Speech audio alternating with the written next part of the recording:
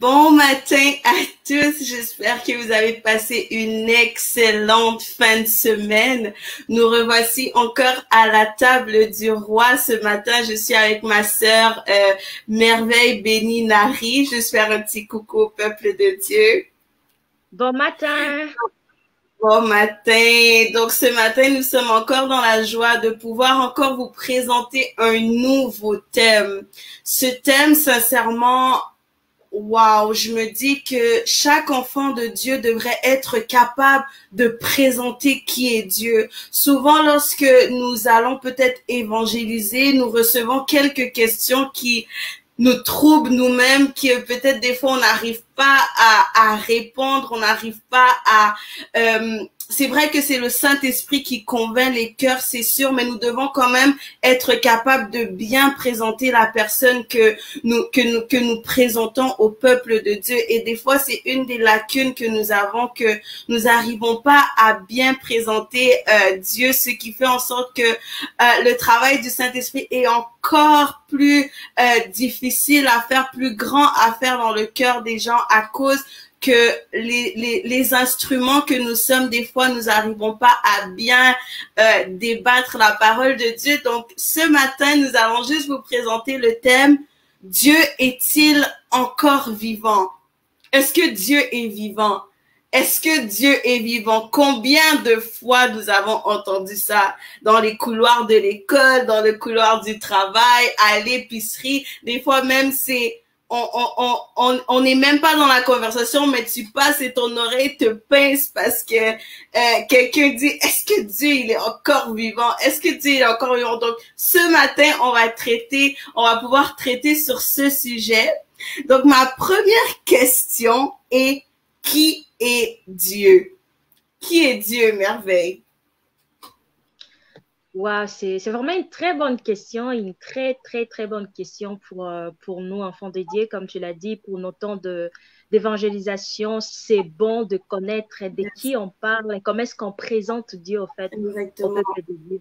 Et cette question, ça date de longtemps, des générations de générations. Donc, même dans le passé, on s'est posé cette question de savoir qui est Dieu. Et Moïse lui-même aussi avait posé cette question. Et là, je m'en vais dans le livre de Exode, chapitre 3, le verset 14, où lorsque Dieu est apparu comme dans un buisson ardent auprès de Moïse, et il a demandé à Moïse d'aller parler au Pharaon afin de libérer le peuple d'Israël. Et Moïse s'est dit, mais toi qui es apparu auprès de moi et tu me demandes de retourner là où j'étais, là où je me suis enfui, de ce royaume-là d'Égypte que je me suis enfui, et tu me demandes d'aller délivrer Israël. J'irai là-bas au nom de qui? Je veux me présenter là-bas pour dire, mais qui est-ce qui m'a envoyé? Et j'ai aimé ces questionnements que Moïse a eu, et Dieu a répondu. Dieu a répondu, lui a dit que tu iras dire aux enfants d'Israël que je suis m'envoie. Amen. Donc, juste une phrase, je suis. Et cette phrase veut traduire que Dieu, au fait, est une personne qui vit de l'éternité en éternité. Donc, il voulait dire à Moïse que va leur dire que la personne qui t'envoie, c'est une personne qui existe, qui a existé, qui existera de génération en génération. Donc, Moïse va leur dire que ce n'est pas n'importe qui t'envoie, mais c'est une personne qui a su votre passé, une personne qui connaît votre présent et qui sait à quoi va ressembler votre futur. Donc, c'est ça Dieu qui est Dieu. Mais j'aimerais aussi ajouter à cela que Dieu est le créateur. Amen. Il a créé le ciel et la terre. Et hormis le fait de prendre Dieu comme étant le grand maître de la création, j'aimerais aussi présenter Dieu comme étant un père.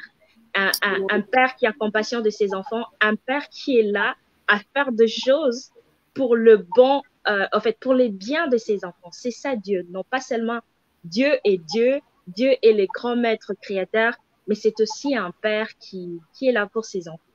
Amen, amen. J'aime vraiment le verset biblique que t'as utilisé parce que ça résume tout simplement qui est Dieu en fait. Ça résume. Moïse il demande à Dieu, mais qui es-tu en fait? oui, tu t'es révélé à moi, mais qu'est-ce que je suis supposée dire à ton peuple pour te présenter. Exactement, Je peux pas exactement. dire que le buisson ardent s'est présenté à moi, le peuple va me regarder comme, Non, c'est personne qui? va te croire. Exactement, c'est ça. Et quand Dieu lui répond tout simplement, dis au peuple que je suis t'a envoyé. Et des fois, on peut se dire, mais je suis. Mais ça montre tout simplement que Dieu, il est tout en un. Il est Exactement. bon, il est grand, il est merveilleux. Tout ce qu'il y a de bon sur la terre, c'est Dieu en fait. Dieu en un. J'aime vraiment, vraiment le verset que tu as amené. Et moi, je veux juste amener encore plus, pousser un peu plus.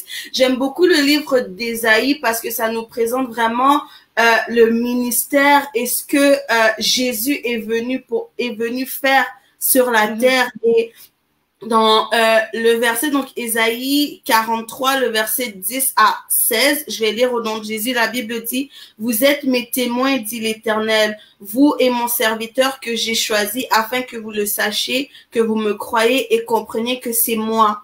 Avant moi, il n'a point été formé de Dieu, et après moi, il n'y aura point. Donc, il est le seul Dieu. Qui est Dieu? Amen. Il est le seul Amen. Le Dieu. seul Dieu. Exact. Le verset 11 dit, c'est moi qui suis éternel et hors moi, il n'y a point de sauveur. Il est éternel et il est le sauveur de l'humanité. Amen. On ne peut pas être sauvé si ce n'est pas par Jésus.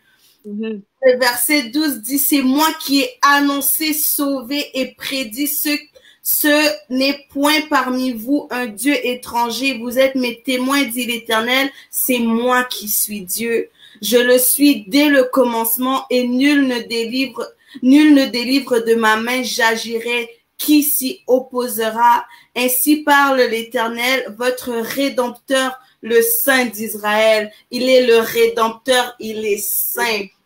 À cause du coup, j'envoie l'ennemi contre Babylone et je fais descendre tous les fuyards, même les Chaldéens sur les navires dont ils tiraient gloire. Je suis l'Éternel, votre Saint, le Créateur d'Israël, votre Roi.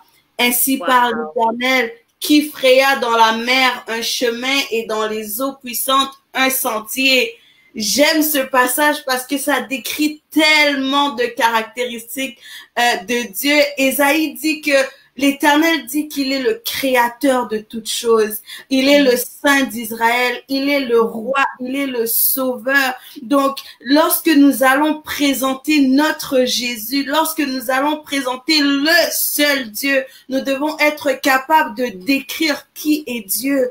Qui est Dieu? Il est simplement le commencement et la fin. Avant lui, il n'y avait personne et après lui, il n'y aura jamais personne. Mais laissons-nous encore pousser un peu plus loin. Merveille, tu m'as dit tantôt, oui, effectivement, Dieu est encore vivant. On l'a dit, Dieu est encore vivant, certainement. Mais maintenant, quelle est la preuve que Dieu est encore vivant?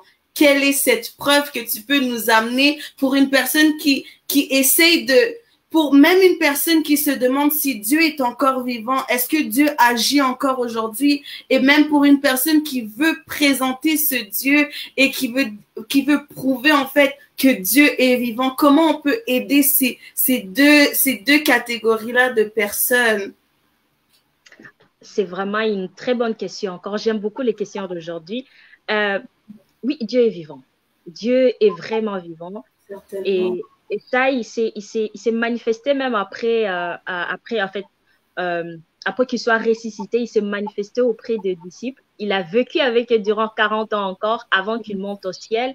Et j'aime encore, c'est que même lorsqu'il est monté au ciel, il s'est manifesté auprès de l'apôtre Jean. Et là, je m'en vais dans le livre de l'Apocalypse, le chapitre 1, le verset 17 à 18. Et je vais lire. Il est dit ceci. Quand je le vois, je tombe à ses pieds comme si j'étais mort. Mais il pose sa main droite sur moi et il dit, n'aie pas peur. Je suis le premier, le dernier. Je suis le vivant. j'étais mort, mais maintenant je suis vivant pour toujours et j'ai le pouvoir sur la mort et sur le monde de mort. Yes, Il s'est yes. présenté, il a dit que c'est vrai, j'ai été crucifié pour vous. Je suis Mhm. monté sur la croix pour vous. Mais maintenant, je vis éternellement. Je vis éternellement. Donc, Dieu est vivant. Et une chose aussi qui montre que Dieu est vivant, Joyce, si Dieu n'était pas vivant, moi et toi, on ne sera pas là en train de parler de lui. Effectivement. Alors, si on se Effectivement. demande si Dieu est en train d'agir, ceux qui nous suivent continuellement sur la table du roi, voyez un peu nos témoignages. Nous avions la fois passée parlé comment est-ce qu'on s'est converti, comment est-ce qu'on est en train de suivre Dieu. On est en train de suivre un Dieu vivant. Yes. Nos vies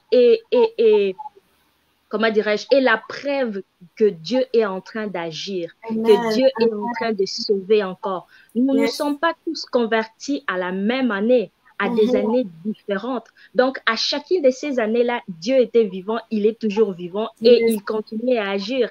Il nous a Yes. montré son amour, il nous a montré que il est prêt pour nous, il est prêt à nous faire encore grâce d'avoir une relation personnelle Yes. intime avec lui.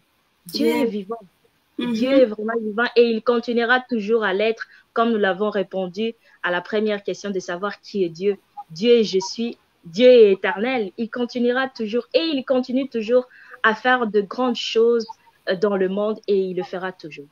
Amen. Amen. Nous sommes un témoignage vivant que Dieu est Exactement. encore Un vivant. témoignage vivant. Exact. J'aime ce que tu dis Nous parce sommes que la preuve palpable. exact, la preuve palpable, yes, nous sommes la preuve palpable qu'il y a encore un Dieu vivant. C'est comme la sœur Merveille qui dit la semaine passée, on a amené nos témoignages. Si c'est pas Dieu, si c'est pas Dieu, qui peut le faire?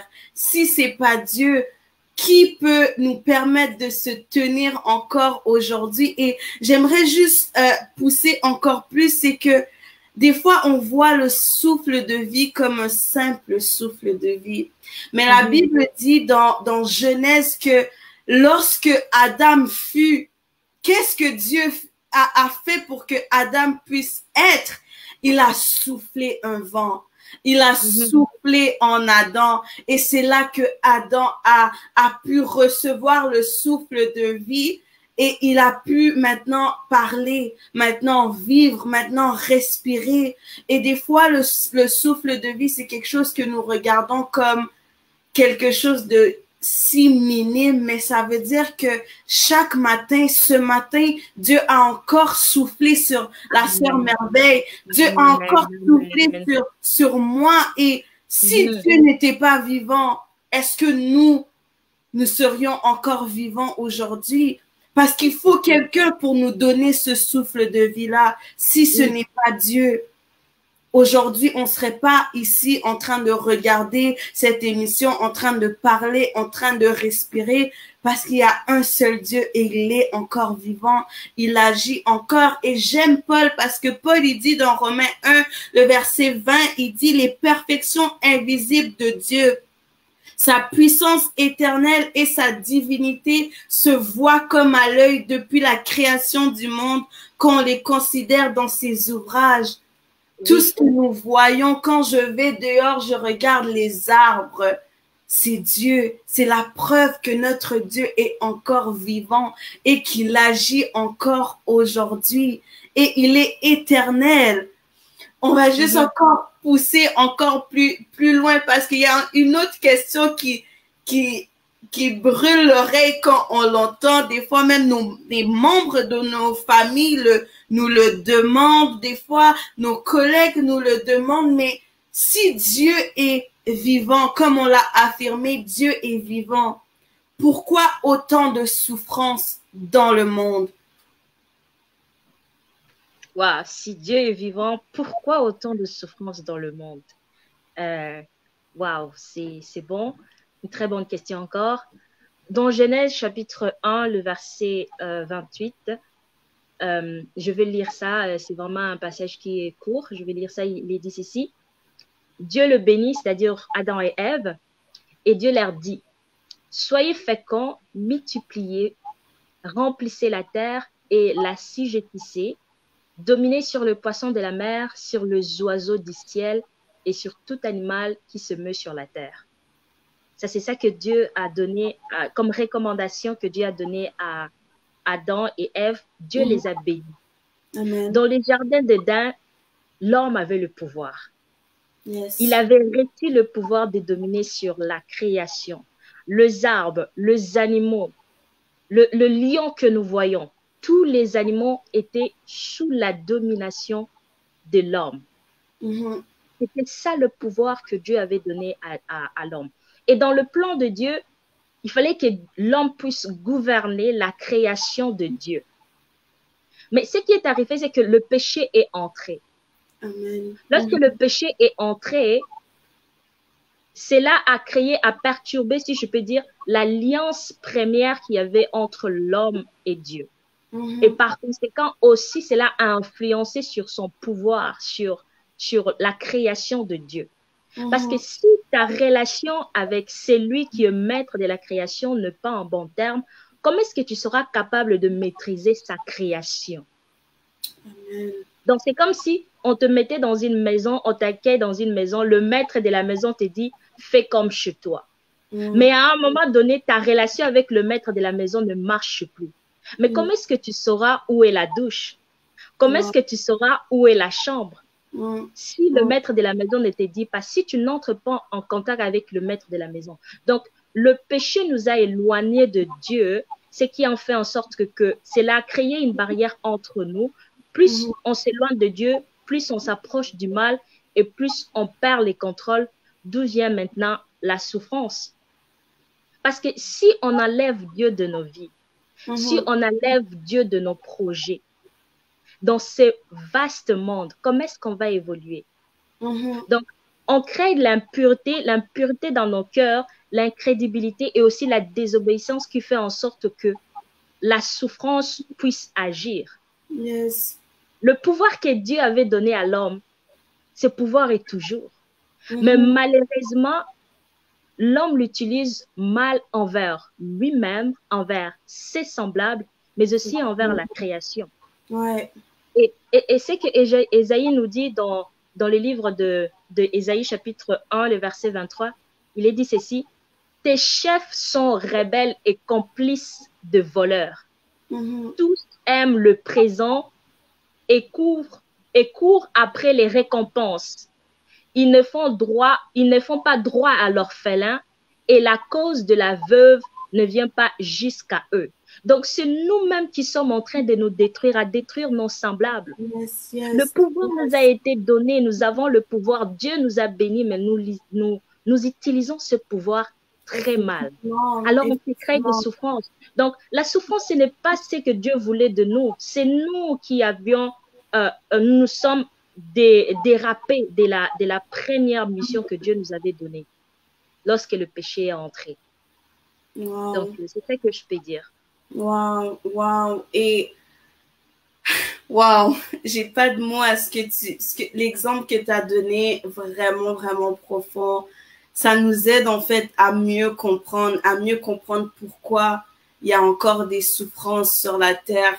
Merci, Sœur Merveille, d'avoir décortiqué ce verset comme ça et de nous avoir mieux expliqué la chose. La Bible dit aussi dans Genèse 2 que l'Éternel Dieu fit pousser du sol des arbres de toute espèce, agréables à voir et bons à manger, et l'arbre de la vie au milieu du jardin, et l'arbre de la connaissance du bien et du mal. Pourquoi le péché est rentré sur la terre? C'est que Adam et Ève ont mangé le fruit interdit. Mais des fois, on regarde le fruit interdit comme un simple fruit qui était on les avait seulement interdit de manger ce fruit. Mais il faut comprendre que le fruit interdit était la connaissance du bien et du mal. Ça veut dire que maintenant, à partir du moment où Adam et Ève ont mangé la pomme, ont mangé le fruit interdit, ça veut dire que à ce moment-là, leur acte pouvait aussi maintenant commettre le mal. Parce qu'on peut regarder ça comme ça. Donc, la Bible dit dans 1 Corinthiens 10, vers 3, la Bible, 23, la Bible dit que tout est permis, mais tout n'est pas utile. Je veux juste décortiquer ça comme ça parce que des fois, on comprend bien que chacun de nos actes emmène une conséquence. Que ça soit une conséquence positive, que ça soit une conséquence négative.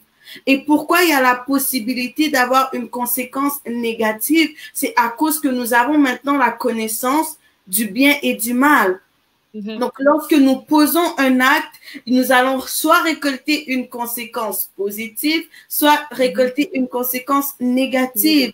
Et c'est comme si aujourd'hui, je me réveille et je sais, par exemple, que demain, j'ai un examen vraiment dur, vraiment important, que je dois vraiment, ça va déterminer en fait si je passe mon cours ou je dois reprendre mon cours. Et l'acte que je pose envers cet examen, mais je me dis, ah, je me repose encore un peu. Je vais pas étudier parce que je crois que je connais tout, je sais, je suis déjà prête. Et le lendemain, quand j'arrive à l'examen, je me rends compte que je connais rien du tout et ça fait en sorte que je coule cet examen-là. Pourquoi? À cause du premier acte que j'ai posé. Alors que si j'avais posé l'acte d'étudier, ça m'aurait permis de récolter une bonne, une conséquence positive. Et c'est ça le problème dans ce monde. C'est que c'est nos actes, en fait. Les actes que nous posons, il y a toujours une conséquence, soit positive ou négative. Lorsque je pose un acte, il y aura toujours une répercussion. Et aujourd'hui, les souffrances que nous voyons dans le monde, oui, Dieu est miséricordieux, oui, Dieu est souverain, Dieu est un bon Dieu, mais tout est permis. La Bible dit tout est permis. Ça veut dire que nous sommes libres de poser l'acte que nous voulons, mais sachons qu'il y a des conséquences, soit négatives, soit positives aux actes que nous venons poser. Et ça fait en sorte qu'aujourd'hui, nous pouvons voir les souffrances dans le monde. Nous pouvons voir que peut-être les enfants d'un certain pays, à cause que les parents ont posé des actes, c'est ces enfants, les conséquences viennent sur ces enfants-là. Et il faut savoir comment marcher en bon terme avec Dieu, comme Merveille, comme la sœur Merveille nous l'a dit, il faut savoir marcher en communion avec Dieu, marcher dans la pensée de Dieu, afin que la volonté de Dieu soit bonne et agréable pour chacun d'entre nous. Exactement. Est-ce que je peux ajouter une chose, c'est que dans tout ça, quand je donnais l'exemple de Dieu comme étant le maître de la maison, c'est qu'il nous dit quoi faire et quoi ne pas faire. Il a ses lois, il nous dit qu'est-ce que tu dois faire, où est-ce que tu dois te rendre. Mais c'est que même si on est conscient de ces lois, par exemple, une personne qui crée un véhicule, il te dit que non, tu dois aller à telle vitesse. Mais ce qui arrive, c'est qu'une fois que tu as le véhicule, tu oublies la personne, tu oublies les créateurs du véhicule. Tu te dis que non, c'est mon véhicule, je fais ce que je veux. Mais non, tu peux pas faire ce que tu veux parce que ce n'est pas ta création. Tu dois aller selon ce que le créateur te dit. Parce que si tu fais un accident, malheureusement, ce qui arrive avec les hommes, c'est qu'il va se retourner contre les créateurs. Or, c'est toi qui n'as pas suivi les instructions. Donc, avec Dieu aussi, il nous dit quoi faire, quoi ne pas faire, jusqu'où nous pouvons aller dans nos actes, quelles sont les conséquences de nos actes. Il nous dit cela. Mais malgré cela, on s'entête, on voit un peu Dieu comme étant un rival. Or, ce n'est pas un rival. C'est juste Dieu est là pour nous. C'est un créateur et un père qui veille sur ses enfants. Amen, amen. Juste avant de terminer et avant de pouvoir prier pour nos bien-aimés, je veux juste que tu nous répondes, Merveille. Est-ce qu'il est important de croire en Dieu? Oui, il est vraiment important de croire à Dieu parce que croire à Dieu, c'est croire à la grâce que nous pouvons revenir à notre relation dans le jardin d'Éden. Parce que lorsque le péché est entré, nous sommes sortis du jardin d'Éden, non pas seulement physique, mais aussi spirituel. Donc, en croyant en Dieu, nous revenons dans le jardin d'Éden où tout le pouvoir était là, où l'intimité avec Dieu était directe. Donc, ma question est oui, il faut croire à Dieu. Comme un père qui a besoin de ses enfants, Dieu a besoin de nous et nous aussi, nous avons besoin de lui pour marcher dans ces vastes mondes où le diable est, en fait, où le diable a son emprise. Amen, amen. Wow. Et si je peux juste rajouter, comme la sœur Merveille a dit, il est très important de croire en Dieu. Si nous ne croyons pas en Dieu, comment est-ce qu'on peut permettre à Dieu d'agir dans nos vies? Comment est-ce qu'on peut permettre, ouvrir la porte à Dieu de guérir la maladie, de accomplir des miracles si nous ne croyons pas au Dieu qui est là au milieu de nous? Et ça me fait rappeler aussi dans Acte 16, l'histoire de Paul et Silas qui sont enchaînés, qui sont dans la prison, et que l'ange de l'Éternel, donc Dieu fait en sorte que les chaînes se brisent et ils peuvent sortir de la prison, alors que le geôlier avait mis tous les gardes possibles, avait mis toute la sécurité possible, avait barricadé toutes les pièces et tout, afin de s'assurer que Paul et Silas ne sortiront pas. Mais Dieu qui est Dieu et qui est encore vivant, à cause de la foi de Paul et Silas étaient tellement tranquilles dans la prison. Ils savaient que leur Dieu allait les justifier. Amen. Ils étaient en train de chanter, d'adorer le Seigneur. Et lorsqu'il sort, le geôlier est troublé. La foi peut troubler un païen et l'amener. Amen. J'aime ça. La foi peut amener un païen à être tellement dans la confusion qu'il se dit, waouh, il y a un Dieu vivant. Et croire en Dieu nous permet d'être sauvés. La Bible dit que le geôlier est venu il a couru vers Paul et Silas. Il a dit, mais qu'est-ce que je peux faire pour que ma famille et moi-même, nous puissions être sauvés? Et la simple chose que Paul lui répond, c'est crois au Seigneur Jésus-Christ. Crois en Dieu. Je crois que des fois, on ne comprend pas, en fait, ce que croire veut dire, ce que notre foi peut emmener dans la vie, dans notre vie ainsi que dans la vie de quelqu'un. Parce que Paul et Silas croyaient en Dieu, ça a fait qu'une âme et toute une famille sont revenus à Dieu et ont été sauvés. Alors ne perds pas la foi, crois en Dieu, crois encore plus. Lorsque tu te réveilles le matin, demande à Dieu, Seigneur, augmente encore ma foi, que ma foi puisse m'emmener à poser des actes qui vont emmener une âme à être sauvée, qui vont amener ma famille à croire au Dieu que nous servons. Oui. Donc, on va finir par là. J'aimerais juste que la sœur Merveille puisse prier, puisse prier, recommander encore le peuple de Dieu entre les mains de Dieu, que tu puisses prier pour ceux qui sont appelés à l'évangélisation. Je sais que des fois, c'est difficile de pouvoir poser les bons mots, mais je crois que par ta prière, quelqu'un puisse recevoir encore cette grâce de pouvoir marcher et d'avancer encore et de pouvoir évangéliser, et aussi de prier pour ceux que leur foi et ceux qui ont une foi qui est en train de s'ébranler, que Dieu puisse encore augmenter leur foi, et on va clôturer par là.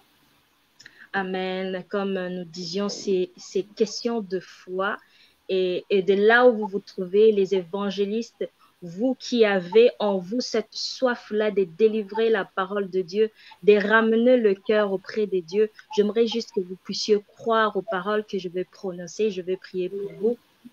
Éternel notre Dieu, vois la soif de tes enfants. Vois, Seigneur Dieu, comment est-ce que tes enfants sont disposés. Seigneur, que le Saint-Esprit leur donne encore ce courage d'aller encore annoncer l'évangile, afin que non pas seulement eux-mêmes puissent être sauvés, mais aussi l'entourage, afin que la bonne nouvelle soit répandue, Père. Donne-leur encore la joie, donne-leur encore ce pouvoir d'aller plus loin et d'utiliser le pouvoir que tu as mis en l'homme, Seigneur Dieu, qu'il le répande, Seigneur Dieu, ta paix dans le monde. Entre tes mains que je recommande tes enfants, ceux qui sont encore en train d'essayer de se relever, ceux qui sont encore en train d'essayer d'augmenter leur foi. Saint-Esprit, tends-leur encore la main et qu'ils sachent qu'il est possible de déplacer des montagnes juste avec leur petite foi, parce que tout est question de foi.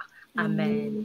Amen. Soyez abondamment bénis. J'espère que vous avez été bénis, mais que le Seigneur et que le Saint-Esprit continuent le travail qu'il a commencé en vous. Shalom, shalom. Shalom.